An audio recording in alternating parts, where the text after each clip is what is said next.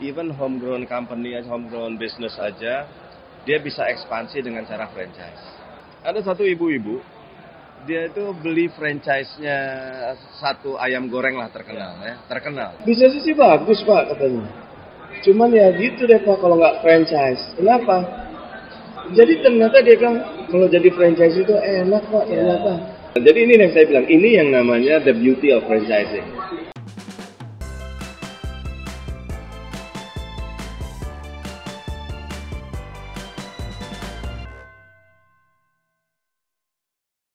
Hai, saya Taman Sifle, founder Top Coach Indonesia.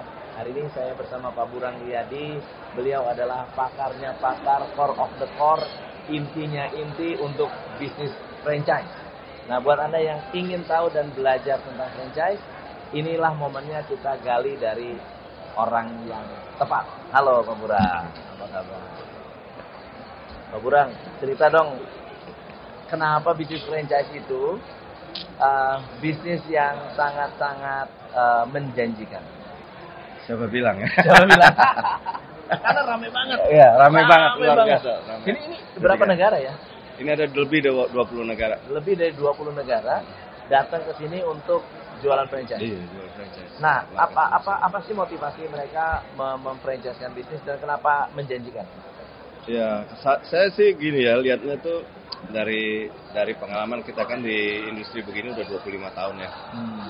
Saya ngeliat nih, satu kita udah dibuktiin bahwa pada saat Krismon, pada saat Krismon, even homegrown company, homegrown business aja, dia bisa ekspansi dengan cara franchise. Ya. Kenapa? Karena dia melakukan kemitraan yang harusnya saling menguntungkan. Jadi harusnya sih, ya kalau mau untung sama-sama, kalau mau rugi ya ruginya pasti rugi bareng-bareng kan. Tapi itu satu kalau saya bilang. Yang kedua gini, merintis bisnis itu susah. Pak Tom ngerasain lah. Itu. Benar. Tapi sekarang kalau kita udah proven, kita udah jalan, kemudian orang mau mulai bisnis kayak kita, kepengen kayak Pak Tom, easy lah. Gampang ya. Gampang. Tinggal ngeduplikasi aja. Tinggal duplikasi, tinggal diajarin. Nah itu, jadi saya bilang tuh, itu satu hal yang kalau saya bilangnya nih, itu the beauty of franchising. Jadi gini, saya cerita boleh nggak? Boleh. Ini panjang juga nggak cerita apa-apa. boleh ya? Oke, cerita boleh. Jadi ada satu ibu-ibu, dia itu beli franchise-nya satu ayam goreng lah terkenal. Kemudian ibu-ibu ini punya outletnya, lokasinya itu ada di rumah sakit jantung. Rumah sakit jantung itu biasanya harus ditunggu oleh keluarga. Ya kan? Kenapa? Karena 24 jam nggak mau susternya ngurusin gitu kan. Dia mau ada keluarga nungguin situ. Sehingga waktu dia buka restoran di situ, ramenya bukan main. Salesnya bagus, ya kan? Karena dia keluarga selalu mau makan kemana lagi di rumah sakit. Akhirnya dia bilang sama saya, Pak, kayaknya saya nggak usah pakai franchise, bisnis saya juga jalan. Benar. Iya kan? Nggak usah pakai franchise, bisnis saya juga jalan. Kenapa saya mesti franchise ya Pak? Saya mau bikin gara-gara sama franchisor. Saya mau buka sendiri aja. Sama dia juga nggak ada untungnya. Tanya begitu. Terus tanda kata, ya putuskanlah franchise-nya. Dia buka sendiri bisnisnya, anak-anaknya baru pulang dari Amerika, selalu pegang aja bisnisnya mama deh. Ya, jalanin tuh franchise. 2 bulan kemudian saya ketemu sama dia. Gimana Bu bisnisnya? Bagus ya? Ya bagus sih Pak. Bagus tapi kok mukanya serem begini gitu ya, nggak antusias kan? Kenapa Bu? Bisnisnya sih bagus Pak katanya. Cuman ya gitu deh Pak kalau nggak franchise. Kenapa? Sekarang sih bisnis saya bagus, semakin bagus saya makin repot Pak. Kenapa? Pagi-pagi saya mesti jam 4 pagi saya mesti cari ayam ke pasar, ya kan? Kemudian nanti ini habis lebaran begini nih, pegawai saya pada pulang kampung nggak pada balik lagi. Saya bingung nyarinya. Itu mesti kebetulan pintunya rusak. Ini pintu ini rusak kata dia. Udah berapa hari, udah berapa minggu nggak pernah dibenerin. Belum lagi mesin itu udah 5 hari nggak. Jadi ternyata dia bilang kalau jadi franchise itu enak Pak ternyata. Jadi franchise itu enak. Diurusin. Stoknya udah ada, trainingin. Jadi it's not about the sales gitu kan, tapi about how to do a business gitu. Jadi bagaimana? Jadi ini yang saya bilang, ini yang namanya the beauty of franchising. Orang kayaknya nggak, ya kayaknya udah asal dapat duit lebih banyak udah selesai. Betul bukan itu. Gitu. Ya, kalau bisnis konvensional ya mau di-franchise-kan ada syarat-syaratnya. Ya, tadi saya juga barusan ada kelas kan. Saya bilang yang nomor 1 filosofinya itu syaratnya nih ya. Nomor 1 filosofinya itu harus membuat franchisee-nya successful. Kemudian bisnisnya tahan lama. Dan terakhir harus berkembang. Jadi harus tiga itulah. Successful, last longer, satu lagi develop kan, berkembang. Bukan asal udah terima duit terus bye-bye gitu. Bukan. Ya. Nggak diurusin. Jadi kalau itu dikerjain baru saya bilang itu syaratnya mau franchise. Oke. Nah, fenomenanya tuh masalahnya bukan sekarang ini kita punya ada fenomena baru. Fenomena barunya ini adalah startup business. Ya. Jadi mungkin saya kira banyak juga teman-teman yang ada di dalam pameran ini, ya mungkin ya, mereka itu masih amazed, masih merasa surprise sama franchise fee, terima franchise fee. Ya. Jadi kalau kita lihat orang-orang kaya di negara-negara lebih maju, mereka itu sangat enjoy sama yang namanya passive income. Betul. Dari royalty. Betul. Dari intellectual property yang mereka punya. Jadi mereka misalnya ya, mereka nulis buku, tiong-tiong aja duduk, dapat royalty terus. Nulis lagu, cuma satu single lagu aja dapat royalty bertahun-tahun. Dia mabok-mabokan tetap dapat royalty. That's the beauty of passive income kan, bener kan? Tapi fenomena yang sekarang atau apa ya, mungkin pemahaman yang sekarang ini belum sampai ke sana. Jadi kalau misalnya ada teman-teman di sini, dia bikin kopi, satu cup kopi susu, harganya dia modalnya cuma 5.000, begitu ditawarin di pameran franchise dibayar sama orang 50 juta. Ya. Udah happy, surprise kan. Wah, dapat 50 juta.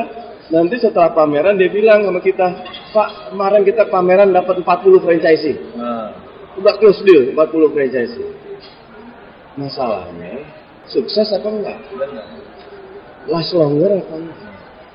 Kan itu masalahnya. Jadi dia happy terima 50 juta kali 40 outlet. Wah, asik. Langsung buka 40 cabang. Padahal ngurusin satu cabang aja susahnya bukan main. Apalagi punya 40 kan gitu kan. Mereka belum menikmati apa tuh yang namanya intellectual property-nya dia, dapat royalty bertahun-tahun. Habis ini nanti nggak peduli bahkan gitu. Ya kita bikin bisnis yang baru lagi aja. Franchise lagi gitu. Nah ini buat saya satu pemahaman atau satu situasi yang menurut saya sih kurang menguntungkan kalau kita budayanya jadi begini. Tapi lambat laun saya yakin dengan adanya pameran franchise seperti ini, lama-lama orang akan paham bagaimana kita bikin bisnis. Ya kan, kayak lihat ya di sini ada exhibitors yang udah kan saya mulain kerjain pameran franchise ini yang ke-17. Betul. Jadi saya udah 20 tahun ngerjain pameran ini sejak pertama. Ada exhibitors yang dari dulu sampai sekarang ikut. Jadi bisnisnya hebat. Dari dulu sampai sekarang tiap tahun ikut. Ya, jadi menurut saya, nah inilah nih bisnis kayak begini nih. Ya. Jadi ini yang namanya franchise. Kalau saya bilang. Jadi syaratnya, saya bilang itu. Yang kedua, ya tentu semua bisnis bisa di-franchising kalau dia bisa distandarisasi. Ada bisnis-bisnis yang nggak bisa distandarisasi, misalnya berkaitan sama art, berkaitan sama sistem yang rumit, berkaitan sama bahan baku yang susah didapat, susah. Yang kedua, yang lebih penting lagi, ini ilmunya Pak Tom nih. Bisnis bisa di-franchise-kan kalau dia ada uniqueness-nya. Ya kan? Benar. Ada uniqueness-nya. Uniqueness itu saya bilang harus beda dari kompetitor, tidak mudah ditiru, tapi yang lebih penting memberikan nilai tambah buat jualan. Kalau cuma beda-beda aja harus dipatenkan. Kalau keharusannya nggak ada. Nggak ada. Tapi kalau saya bilang ini namanya intellectual property. Lebih bagus kalau bisa dipaten. Bagus lebih bagus dipatenkan. Kenapa? Karena ini jadi sumber duit. Iya benar. Yang pasti income tadi. Kalau bisnis-bisnis kayak consulting begitu ada nggak sih franchise? Oh, banyak. Konsultan ya. Banyak. Ya. Banyak. Masa? Banyak. Jadi kalau saya ingat ya dulu tahun 95 saya di Amerika tuh ada namanya Benfico Consultant. Tahu nggak konsultan apa? Konsultan bagaimana mengaudit minuman di bar. Gitu pada masanya. Tapi sekarang udah pada pakai IT. Iya. Tapi kalau dulu itu konsultan. Gimana caranya dia yang hitung, dia punya ukuran, bagaimana cara ambil triknya. Jadi jadi itu salah satu yang unik di mana human resource bisa standardize. Iya. Wah, keren banget. Iya. Jadi Pak Tom juga bisa nih. Ini rencana saya mau melicense kan. Ini makanya ketemu sama Pak Buran. Ya. Jadi kalau saya bilang itu banyak lah. Kayak misalnya apa? Pricewaterhouse lah misalnya gitu ya, atau Ernst & Young. Ya mau apapun, ya kan buktinya kalau dia masuk ke sini kan dia harus berpartner sama orang lokal juga. Ya. Mungkin nggak purely franchise, mungkin mereka ada joint ventures-nya. Tetapi bagaimana menduplikasi bisnisnya di negara lain, it's a franchise concept. Okay. Ya, jadi kalau saya bilang selama bisa distandarisasi, asal jangan kita bikin rumit. Kalau rumit susah. Ya. Pak Buran, kalau misalnya ada orang yang mau kerjasama dengan Pak Buran, atau menggunakan jasa consulting dari IFBM, itu ada syarat atau ada requirement tertentu, bisnis apa yang bisa, yang tidak bisa. Okay. Kalau saya, sebaiknya kalau saya gini, kalau saya kan ngertinya franchise-nya how to duplicate their business gitu kan. Tapi saya nggak ngerti bagaimana bisnisnya itu sendiri. Oke. Ya. Kalau kita sekarang udah 25 tahun ngerjain begini, mungkin kita belajar juga lah dari klien-klien. Kalau restoran tuh harusnya bagaimana, kalau education tuh harusnya bagaimana, mungkin kita belajar juga. Tapi saya nggak expert di bidang itu kan. Jadi apa yang saya harapkan dari calon klien itu, dia masterin the business-nya dulu. Iya dong, karena dia akan jadi gurunya franchise. Okay. Jadi biasanya tahap pertama itu saya selalu challenge mereka untuk be mastery in your business. Ini bisnis lagi sunset apa lagi sunrise? Ya. Ini bisnis industrinya last longer apa enggak? Itu kan dia mesti tahu ya. Benar. Kemudian franchisee akan demanding banyak sama yang namanya franchisor atau licensor. Ya. Mereka udah invest, mereka pengen dapetin semua dan rewel mereka. Jadi menurut saya franchisor harusnya mastery di bisnisnya. Dan saya nggak paham soal itu. Oke. Nah, jadi itu syarat yang pertama. Jadi kalau ada calon klien bilang, Pak saya mau franchisein, saya tanya berapa lama bisnis saya baru buka Januari kemarin gitu kan. Ya. Saya bilang, waduh, ini big challenge gitu. Belum mengalami masalah. Belum. Ya. Mungkin dia juga belum balik modal. Mau franchisein kan. Jadi saya biasanya saya agak enggan. Ya begitu karena PR-nya banyak banget gitu kan. Yang udah I'm happy to be terima duitnya dia, tetapi saya yakin dia masih a long way to go lah. Ya, panjang. Dia sendiri harus belajar dengan bisnisnya. Yeah. Lalu untuk menduplikasi itu persyaratannya yang bisa dilakukan oleh para franchise? Ya kalau saya bilang satu standarisasi bisnisnya, bisnis modelnya juga. Ya jadi kalau dia punya banyak tipe bisnis, ada yang pushcart, ada yang di mall, ada yang saya bilang standarisasi lah. Ya. Mau berapa bisnis model silakan, tetapi tentu satu lebih baik, itu satu. Yang kedua, menurut saya cari uniqueness-nya yang bisa memberikan nilai tambah buat jualan. Ya, nanti kita bantu-bantu dikit lah, tapi dia harus tahu gitu ya, kayak misalnya Alfamart ya, semua orang bisa bikin kayak toko Alfamart misalnya kayak gitu ya. Tetapi kan dia punya automatic replenishment, bagaimana ngisi barang tuh otomatis, orang nggak harus pergi kulaan ke pasar, misalnya macam begitu kan. Itu kan uniqueness di tempat dia gitu, yang nggak semua orang bisa buat ya. Jadi itu bisa juga ada kalau misalnya di edukasi, misalnya ada metode edukasinya. Nah ini carilah uniqueness-nya, tapi yang memberikan nilai tambah buat jualan.